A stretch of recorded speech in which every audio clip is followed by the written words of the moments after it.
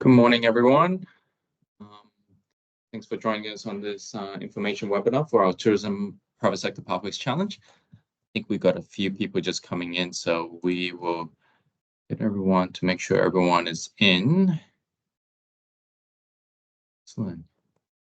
20. All right. I think so this webinar will be recorded as well, so we will post the recording up on our website. So for any who might miss the slides or want to pass this to anyone in their networks, there'll be a link for that as well. So I'll start off. My name is Long. I'm with the Private Sector Pathways, Private Sector Partnerships team. We manage the Private Sector Pathways program itself. So I'm in the Department of Environment, Science and Innovation. So we're in the Innovation Division. On the line with us today is Rona Stewart, Principal Project Officer with the Tourism Business Development in the Department of Tourism and Sports. We also have Darcy Slattery, General Manager, Policy and Partnerships and Events with the Department of Tourism and Sports. Also joining us is Jeff Greenhill, Manager of Private Sector Partnerships, and Mel Schinkel, Program Support Officer at Private Sector Partnerships as well. So welcome to our Tourism Private Sector Pathways Challenge. Today we will be going through a bit of information about the Private Sector Pathways as well as the two tourism challenges that we have on. So we'll start that.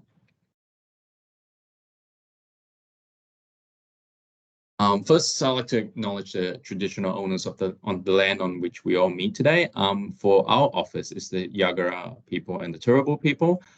We recognize their continuing connections to land, waters, and communities, and we would also like to pay our respects to Aboriginal and Torres Strait Islander cultures and to elders past, present, and emerging, and acknowledge that they were our first innovators on this land.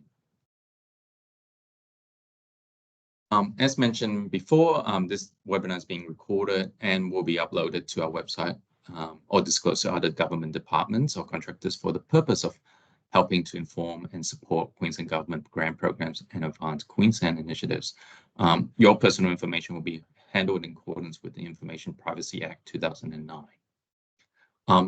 Microphones, cameras, and chat functions have been turned off for this webinar. However, please type in your questions into the Q&A function on the top of your screen, and we'll collate the answers at the end of this webinar and answer them as appropriate. My colleague Jeff will be managing that Q&A. So any questions during the presentation, please put it in the Q&A function, chat function. So, Private Sector Pathways Program. So just give you a little bit of information about what we do. We're about supporting innovative small, medium-sized enterprises based in Queensland to collaborate with corporate partners to develop commercial opportunities. So we're looking for innovative solutions to challenges presented by corporate partners. So in this instance, our corporate partner is the Tourism Division in the Department of Tourism and Sports. We have worked with other corporate partners before as well, with people such as Boeing, Mater Hospital, Queensland Symphony Orchestra as well. And so we are always on the lookout to talk with big global corporates and other organizations who are looking for innovative solutions from Queensland companies. So the program is aimed to increase partnerships between our SMEs in Queensland and corporate businesses and large organizations, improving business solutions and business collaboration. So our small, medium-sized Queensland businesses can receive up to $100,000 in funding from Advance Queensland and a corporate partner for solutions to be trialed for up to 6 months. Now, why are we doing this? Part of the reason benefits for our corporates is, exposing them to the latest technological innovation. So a lot of our corporates, don't know what's out there as well with the ever-changing technology landscape. Even someone as big as Boeing, which we normally would associate with being very innovative, they go, we actually don't know everything. So we would like to see what other companies are doing so that we can, work with them to support our challenges. So we're trying to solve corporate challenges using local solutions and technology, and diversify procurement to a wide range of Queensland innovative businesses. So You know, a lot of the corporates have very strict procurement processes and doesn't allow, you know, companies to easily get into it. So we're trying to open that doorway for our Queensland community. It also helps the corporates deliver improved efficiencies and technologies to business processes. So, and also we co-fund and de-risk and increase the speed of adoption. On our SMEs and scale-up side, you know, there's an opportunity to work with a big corporate client, an opportunity to divert and pivot their products and services to a new sector, and secure, as I mentioned, the corporate as a customer. You retain your intellectual property, so whatever you develop and stuff, that's yours to keep. And also, you build credibility by having a large corporate customer on your books as well. So that you help leverage that, you know, to hopefully get additional new customers from that. Sorry, I've got some innovations here that I should have took off. But so how it works. So we are on the stage at the moment, which is our information exchange. So we had to work closely with our corporate, which is the tourism division, where we identified some key challenges that the tourism sectors are facing. So we did a workshop with them, and we doing it down that to 2 challenges, which we released a couple of weeks ago. So right now we'll have, you know, give you a bit of a sense of what we're doing and get a Q&A. And we will have applications closed on the 19th of April. From there, we will have an evaluation panel where we will shortlist a couple of companies to do a public presentation on the 14th of May at the precinct in Fortitude Valley.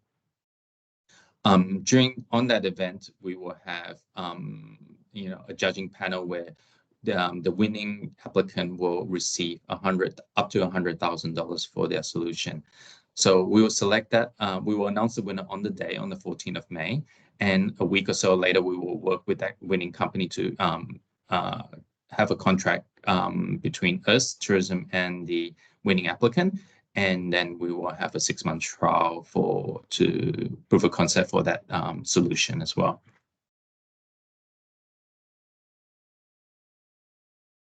So with this partnership with tourism division within the Department of Tourism and Sports, we had 2 main challenges, as you've probably seen in the website.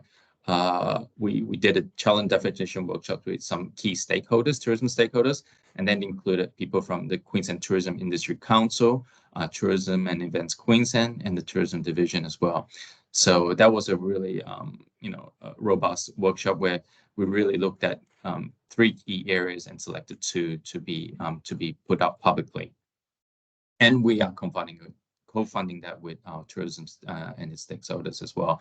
So in this process, you will have whoever is the winning applicant will have tourism as part of its mentor to help direct the solution to the right kind of key stakeholders.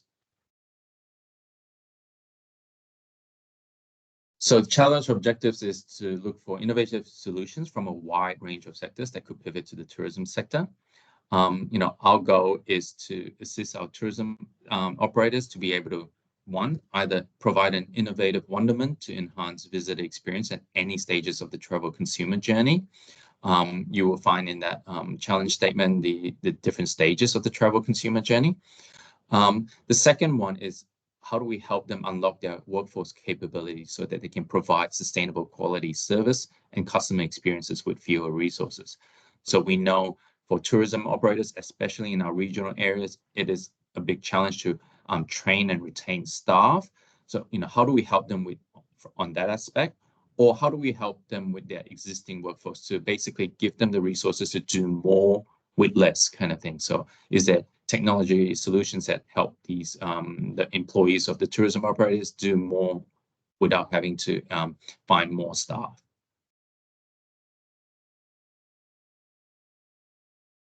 So applicant eligibility criteria. So there are a couple things that we require the applicant to have, and that is a Queensland registered business with an ABN located in ABN registered in Queensland, and be registered for GST.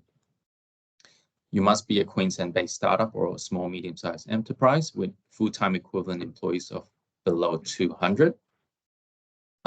Applicants must have a product which is at or beyond minimal viable product. So we want to see, companies that already have existing solutions and stuff that might be in different sectors that could potentially pivot to tourism sector. Applicants that have previous commercial contracts from the participating corporates are not eligible. So in this case, it's the tourism division. The whole point of this program is to provide new opportunities for the applicants to work with participating corporates. So some key dates. So as you know, we opened the applications on the 19th of March. Today is the information webinar. Applications close on the 19th, so that's another 2 more weeks. Shortlisted applicants will be notified roughly around the 7th of May. In between the 7th of May and the 14th of May for the public presentations, the shortlisted applicants, we will offer our pitch mentoring to help them with their pitch, so that you can practice that pitch with us, and we can help you refine it and prepare it better for the pitch presentation on the 14th of May. On the 14th of May, as I mentioned, it's a public event, so we will be inviting key tourism stakeholders to that event. So expect anywhere between 50 to 100 attendees on that day.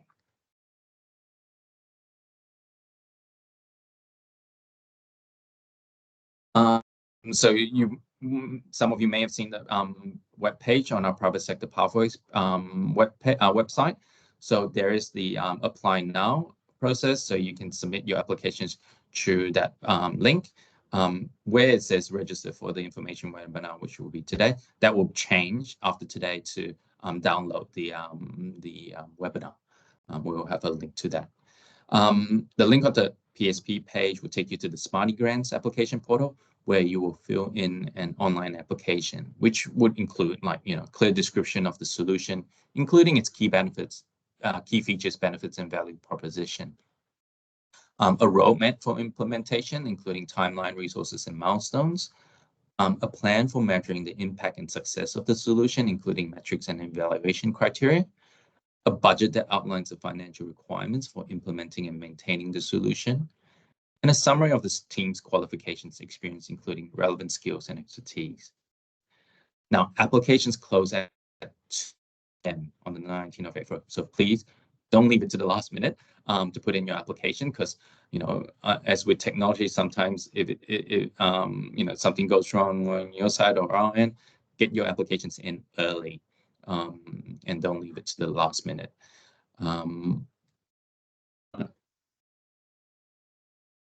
So there are 4 evaluation criteria that we will be looking at. And the first one is addressing the challenge. So is the solution real and defined challenge facing a corporate partner provide a solution? Will it be innovative and involve new to market technology or novel application of existing technology? Is it developed and delivered in Queensland?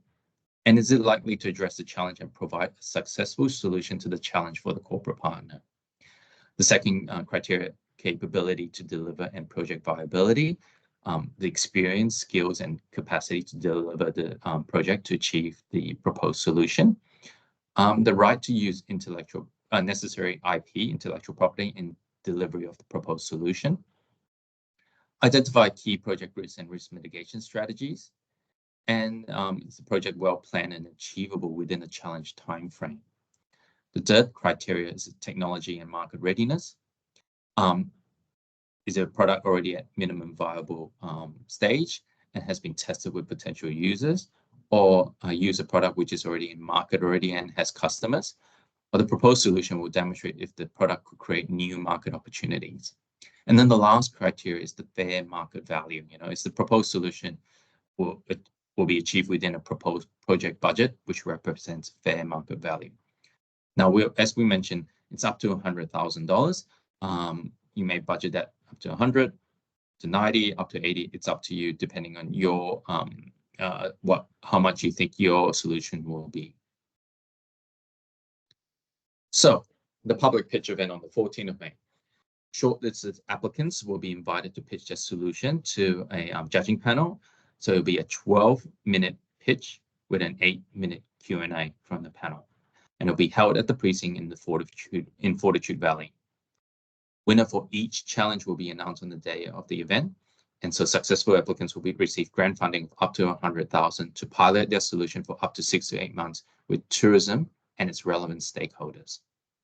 Now, for those, we have to pick a winner. For those that don't win, it's actually a great opportunity in these kind of events to network and connect, because you never know which other areas might require your particular solution. So, for example, when we had an event for Boeing and stuff where 5 companies pitch, yes, we had to have a winner, but 3 of the other 5 companies got on to work with Boeing in other areas of the division. So they connected with people in the audience as well. So this is a great opportunity for you to network and connect with other areas of tourism.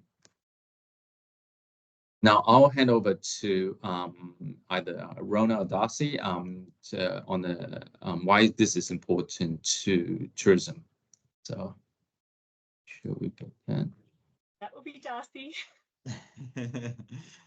Thank you. Good. So yeah, why are these challenges important to tourism? So back in 2022, we launched our Towards Tourism 2032 strategy, which sets out the collective pathway for government and industry to achieve what we need to achieve by 2032, with the view of the Olympic and Paralympic Games putting Brisbane and Queensland on the global stage, and aligning those opportunities to make sure that our industry, the tourism and events industry, is well equipped and well prepared for the attention that we'll get, and hopefully the influx of visitation that we would have to our great state as well. So as part of the Towards Tourism 2032 strategy, we've identified a key sort of strategic theme around enablers of change and new ways of working. And our industry has a lot of room to grow in the use of technology and adapting their ways of working and the way that they deliver their businesses. So we've got an aspirational objective there around having Queensland being a highly functional tourism network, operating as an effective partnership model, utilising our evolved technology strategies, harnessing data, platforms and partnerships, and all of this is really to enhance the quality of the visitor experience, but also making sure that we have really sustainable and capable businesses in the tourism industry moving forward in Queensland. Next slide. Yep. So what does success look like for our visitor experience challenge? So we're looking for businesses to be able to employ those innovative technologies that really help to grow the visitor experience and support them in being able to service that those visitors. So we're wanting our businesses to exceed visitor expectations, adapt to emerging consumer needs. So we know that consumer expectations are changing in the way that they travel and in the way that they choose to travel as well. So there are, on the next slide, I'll go through it in a little bit more detail when we get to it, but there are some stages of planning for a trip that might help you to think about what solutions might be available there. Really improving accessibility and encouraging repeat visitation. And ultimately, we want to make sure that our businesses are financially viable and are creating a bit of a future-proofed environment for themselves. We can jump to the next slide, please. Yep. So as I mentioned, just aligning visitor expectations with their experiences through some innovative strategies, but making sure that we keep the visitor at the center of whatever approach we're taking. So as I mentioned, the 5 stages of travel that we have identified is, the first one is around dreaming. So visitors thinking about or dreaming up what their next big trip might be. The next stage is around that planning. So actually thinking about, well, I want to come to Queensland. So what is out there for me to experience? Where do I go for that information? And how do I start planning? What's the best time to go to Queensland, different regions? What is there to explore? The third stage there is booking. So going through whatever avenues they may choose to book. And we do have, particularly in the global setting, we have markets that still, go to a travel agent and make the booking with a real person. Then we have others that are fully sustainable, independent, and will do their own bookings online. It just depends on the nature of the travel and the consumer's perception as well around long haul travel and the risks that are associated with that as well.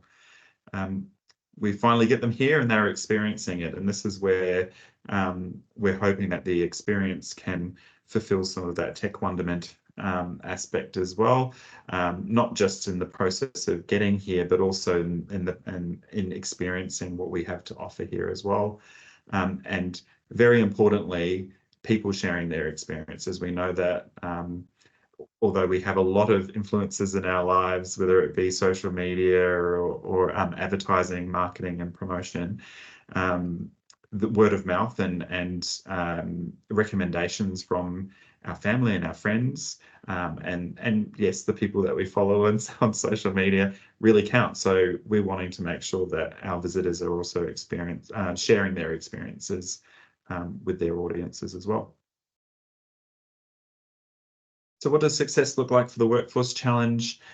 This is a big issue, and it's not just tourism focused, but we are obviously looking at it through a tourism lens. Workforce attraction, retention, and skilling is really important, and we know that through the visitor experience is actually delivered by these people.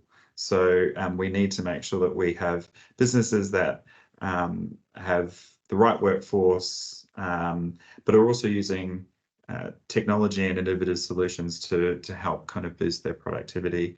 So I think, as we mentioned before, we're looking at opportunities to not only look at ways to potentially attract or retain and skill up staff, but also looking at, are there ways that we can be more efficient in the business operations, back of house, support around human resource management that might free up that opportunity for resources that are already employed in the business to be working on other parts of the business as well. So obviously needing the solutions to be commercially viable, laying the foundations for that future growth. So something that can then be used to sort of future-proof the business as well. We've got some options there around supporting growth and regional workforce, so that tourism has a positive impact on the local community. When we're going through the challenge definition around this, having regional workforces, because we do have, that's where our tourism experiences exist in many cases, but not applying more pressure on what is already a pretty tight housing market in particular. So how do we unlock some of that regional workforce or the existing workforce within those regions without impacting the local community further? And yeah, so we go into the challenge context here, which is really, around that regional housing shortage. We're really looking for solutions or opportunities to grow local workforce, to retain local staff, and to adopt those innovative technologies. And just an example of what we discussed on the day when we were working through these statements was, there may be local workforces that are untapped, whether they be, parents who are who do the kid drop off and pick up, but throughout the day may have capacity to be engaged in a tourism business. That's an opportunity. Then there's other sort of avenues to unlock that local workforce that we're looking for. So yeah, aiming for solutions that can enhance the skills, knowledge, and behaviours, tools and processes that employees need to perform their roles effectively, and again, keeping the visitor experience at the heart of it. It's all about creating that the best visitor experience that we can, to then create that viable tourism economy for Queensland. All right, thank you, Darcy. Thank you. That's great. So hopefully that gives you a bit of context to the two challenges. That's a bit more into it as just the title itself, but you'll find all that information in the challenge statements for both challenges. So, however, if you have any questions as well, put it in the chat, but also we have our partnerships email inbox that you can ask questions if you think of any after this particular webinar. So for this section, we had some people ask, we got people to ask some questions when they're registered. And also we had some questions in our inbox as well that we would like to go through with you. So is the assessment criteria evenly weighted? No, they're not. So we will I'll go through each one. So criteria 1 addresses the challenge. We have a 30% weight on that. Criteria 2, there's 2 components to it. Capability to deliver, we put a 25% weighting on that. Project viability, 15% on that, 1-5. For criteria 3, technology market readiness, 15%. And the last one, criteria 4, fair market value, 15%. All right. So another question that came up, which primary industry classification should we select in the application form? So when you go into the Smarty Grants application form, they'll ask you for your ANZAC industry and stuff. So you won't be able to find tourism under the ANZAC code for some reason, but if you select other priority industries, this will lead you to the next question where asked from Queensland perspective, you can type tourism in there and you can select that. So select other priority industries, and this will lead you to the next question where you can type and select tourism. Another question was, can local tourism organizations apply?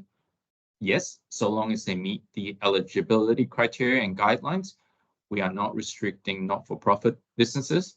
So long as you have a solution that will help in either of the challenges, you're based in Queensland, you're registered for GST and stuff, you're welcome to apply. Some people have asked who is the corporate. As I mentioned at the beginning of this webinar, the corporate is the tourism division within the Department of Tourism and Sports. They will be contributing up to 50,000, and Advance Queensland will be contributing up to 50,000 for a total of up to $100,000 per challenge. So there'll be up to $100,000 for the visitor experience and up to $100,000 for the workforce capabilities. Number 5, and this will be something I'll hand over to Rona or Darcy. Which area of tourism is struggling to retain skilled staff? Yeah, I'm happy to take that one.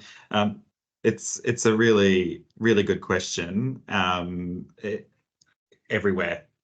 which area of tourism is struggling to retain skilled staff? It's across the board. So to give a bit more context, as I mentioned before, we in Queensland, a lot of our tourism workforce are regionally based. We have workforce tourism businesses that are or regions that are very reliant on those tourism businesses.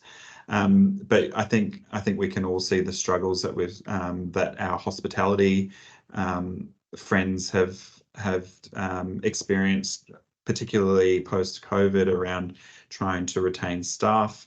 And it's not just the entry-level roles that our businesses are struggling with. It's all the way up through really skilled staff, whether that be tour guides or dive instructors or accredited chefs. It's a whole range of issues that the industry is struggling to retain. The reasons for that are varied as well. You know, some of the opportunities that we know in hospitality, you know, there is a limited workforce available at the moment, and people are taking opportunities when they can to make the leap to another restaurant or to another business. You know, there's also the pressures, and we've mentioned this before, around the local communities, particularly in regional Queensland, around housing and those sorts of things that are really, people are starting to think about, do I need to move to a bigger city that has more opportunity in terms of accommodation, and move out of the sector altogether. So it really is quite varied, and there's no one area of tourism that we're focusing in on in particular here, but you know, it's everything from hospitality to tours and attractions, all the way through to hotels, accommodation, everything. There is you know, a question about some people are trying to clarify what the workforce capabilities are. So, you know, think from like anything from, you know, robotics to help do mundane stuff that staff can do other things, to human resource like software solutions where you know, you're helping the tourism operators with automate a few things so that they are freed up to do other stuff are more important or more core to the business. So, you know, those are the kind of solutions we're looking for, where it gives back time to the tourism operators or their staff. You know, what are the solutions that help give them back their time to do other things in the business and stuff. So think about those kind of you know, technology that you have that could do that. Last slide here. So for those who you know, think of any questions after that, that's our partnerships email inbox there. And so but we have a few questions on Q&A at the moment. So but that's the website to apply. If you have anyone also in your networks that you think will be suitable candidates to apply, please circulate that to them. We would love to see, you know, lots of different solutions come in, because you never know who you might connect with in the public presentation and stuff. So we've got some Q&A, I believe. Yep. So there's been a few Q&A questions come through, Long, that we've been answering as we go along. Just to clarify for everybody else, so someone asked about whether the slides will also be available, like full recording of this presentation will be available on our PSP website. Yeah. Someone commented that they weren't sure that GST was listed as a requirement, but it is a requirement of our private sector pathways program that you are registered for GST. Someone asked about who retains the ownership of the IP for the solution. And so the private sector pathways program is designed that the solution provider will retain all IP, and any ongoing use of the solution beyond the challenge trial period will be subject to a commercial agreement between the solution provider and the tourism entity. In regards to that, so depending on the solution for either challenges, we will, you know, you'll be working with the tourism division on that. And then we will, the whole point of the PSP is to hopefully, once you trial it and get it, and it is a success, there will be, you know, an ongoing commercial contract, whether it is with division or the stakeholders or the actual tourism operator. So that hasn't been decided because it's just depending on the solution that comes through. There's another question about could a number of small businesses and provide technologies and skills as part of a forum of a group of businesses, a combination of businesses, to provide the solution. But currently we don't have a mechanism in place to allow for a number of organisations together to partner up and provide a combined proposal to the challenge. You can submit a proposal that includes multiple businesses, however the contract and any grant payments will be just with one lead entity. So you may want to have an agreement between the different parties and set an agreement, but we'll need a lead applicant for the PSP challenge. But we welcome that. And the last question here is that, can the technology or the knowledge partner be located in the state, and is that a disadvantage to the application's merit? So as long as the applicant submitting the proposal is based in Queensland and has a Queensland-based ABN and is registered with GST prior to submission, then a tech or knowledge partner can be located in a state, yes. That's all the questions on the Q&A. All right, thanks, Jeff. So if there's no other questions, as I mentioned, that's our partnerships email. Please send any other questions you might think of after this recording, this webinar to us. Rona, Darcy, any last words before we knock off? Nothing from me except, thank you for your interest and thanks for heading along, and yeah, look forward to seeing what comes through. No, thank you for all who attended today, and good luck in your applications. And we will say goodbye and thank you. Cheers. Thank you. Thank you.